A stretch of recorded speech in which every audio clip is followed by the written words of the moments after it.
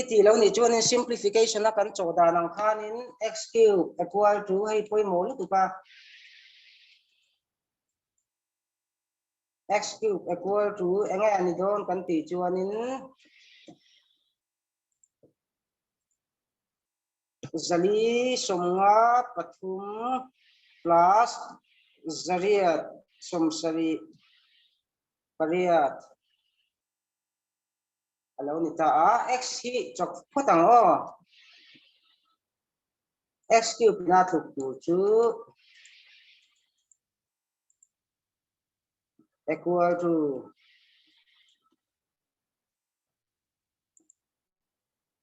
zali somsari pariat hi nga tinga plus ani kan ti chu nei kan som phei ta tamo zali somnga pathuma zali somsari pariat ka chu sa khat le thum som thum pakhat mo sang kha thum som thum pakhat ki eng bin thum nga number enga moin ama le ma hil hui thum main puntira chu ti ni chun in x equal to ki chu number chu som pakhat ani x equal to chu 11 ni ta ni mo hai hi ngun deng lawe nula x cube in eng number pot luk sela a value chu plus chok anei tu ani x equal to 11 ngor ngor mo y hi lo en leng o ai nan lo na chumo y square kan tia equal to hai kan son phai re don ta ni som ret pani 39 plus 82 lo ni ta kan bel chuan in y square equal to zale som ni le pakhat lo ni ta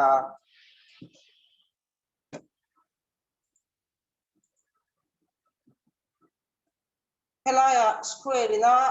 in eng number po atluk chuan in square in eng number po atluk chuan in a value chuan in negative le positive sign nei tu ni y equal to plus 11 and minus 11 ni ta helaya hin single value om chuan in khai kin don in voi li jingai lo voi ni ke to ka x y in tinga som pakhat inji ka som pakhat to le ka ti khanin hela hianin plus 11 ani anga minus 11 ni le ta hi ang khai kin don ta hela hianin in tuka hela hianin som pakhat ti alin zo ka plus 11 chu ti ni chuanin x y in tinga hela hianin in tuk ho chin chena kha hen Thailand cho nên thil pa ka soi le lok do namo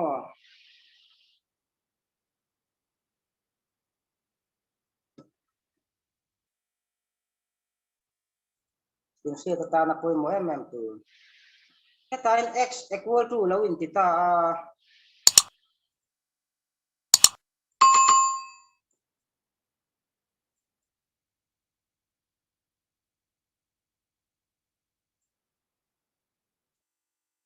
x equal to 64 lo ni ta ni ti ni chuan x hian in ang value nga na yang ti chuan heti nga chuan in plus 8 only banking chuan in mo banking mathematics chuan in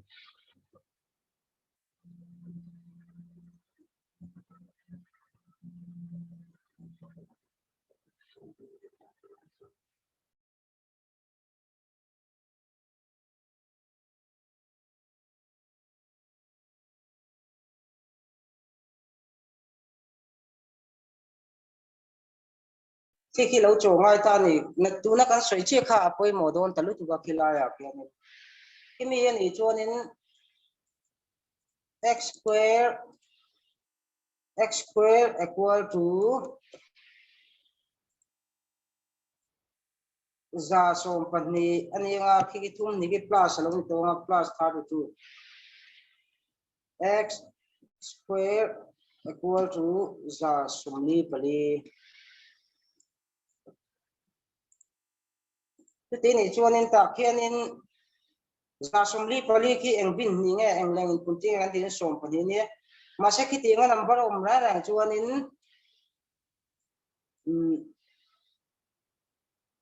a chuk chuan in x value chuan in plus le minus nei tu ni kan ti ta mo x equal to plus 12 and minus 12 mo khi lâu thì về là chi nào y anh em equal to 1 tiếng 169 root 2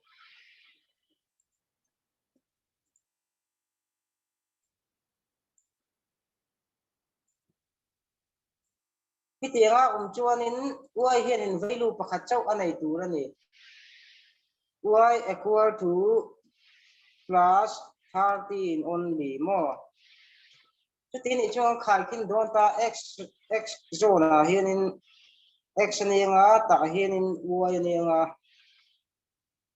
x som pani nga minus som pani nga buka 13 na chuan in ta 13 này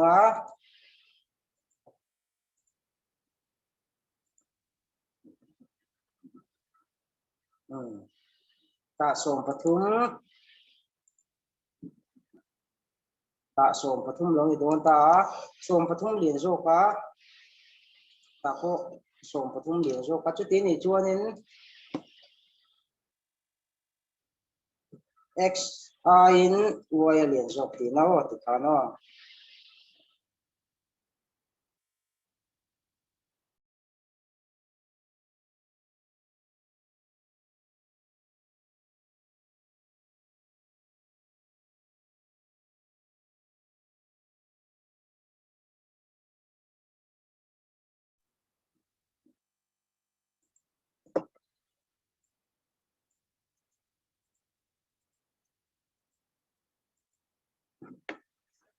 zaruk som ni akwa plus as thum le som sari pakhat tu sang khat ni mai mo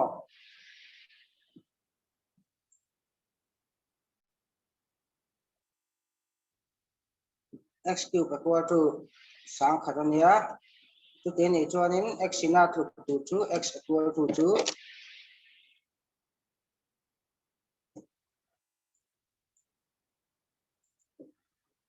x equal to 10 ani mai ni plus 10 only kan ti ta tro 20 po khanin y cube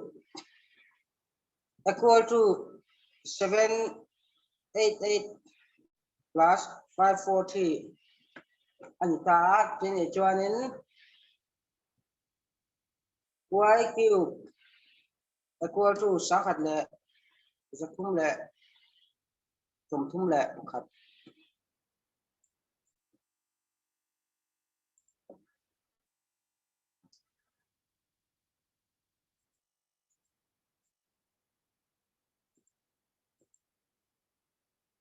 chu tin ni chuan y equal to 10 ania y x equal to 10 ani to y equal to 11 ni ta chu tin ni chuan angai lian za lut na pakhat ve ven nei ta alian jong tu set ma ta ni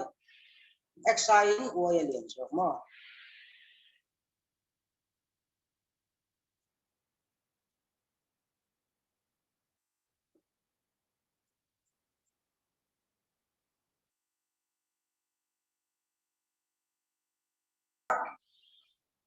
ta hian x4 ina atluk tu chu hmang kan ti lenga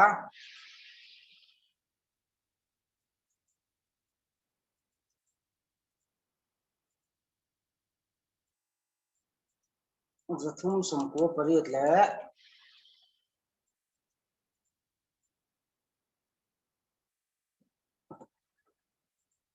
zahi som ko parit bel kini ta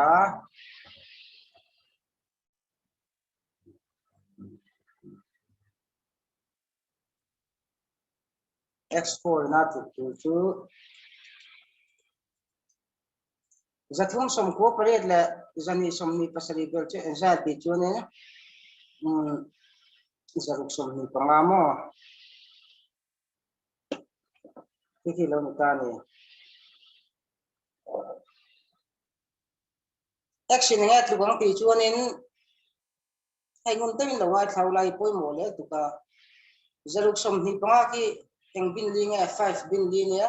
panga dil voi lim pun ti tina ta action panga thu ngai ta kilaya khenen panga mun nga za sum ni panga za sum ni panga mun nga za sum ni panga lan ta sai na ko na la hian nula ai lai for in huwa pawari a pawara ra hi la ya hian even number in kop ki ma chuanin a value hianin plus le minus anei tu ani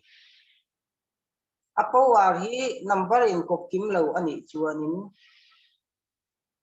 a value hianin positive sign chok anei tu mo tu ti lo ni chuanin x equal to chu enga kan ti chuanin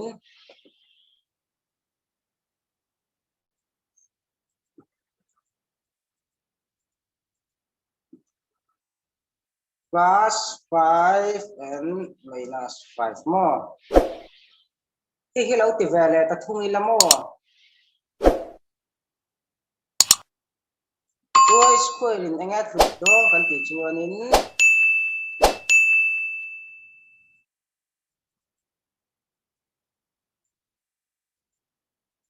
zathum sumli paru minus 3 to 1 sumli panga thau mo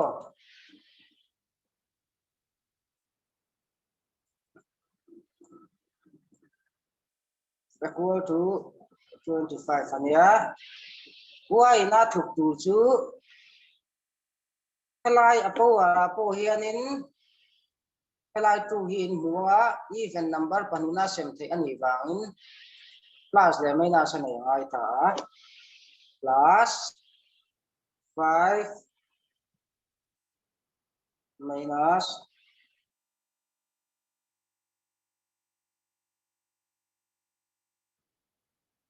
5 ani ai ta ni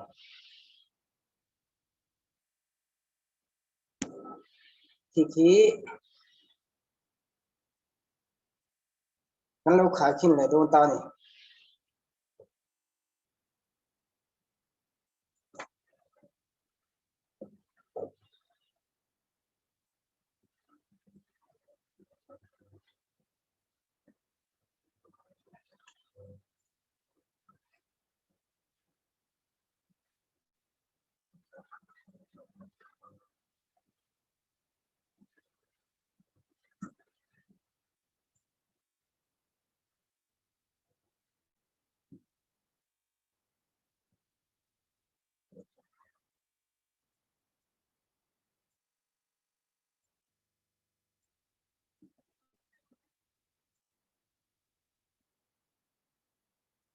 plus 5 ani ta hian ni nge minus 5 ani nge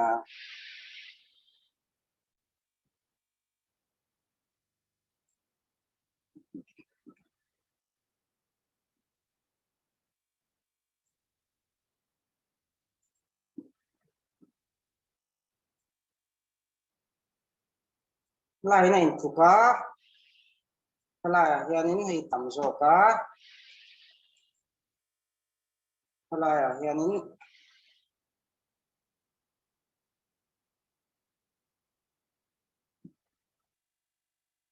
hei tam le zo ka lai này thu la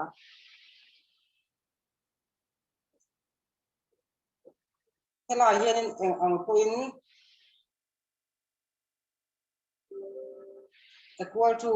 to pahnia mo po ma sela helai hi thil in hoi to ni in hu sim sim to chuanin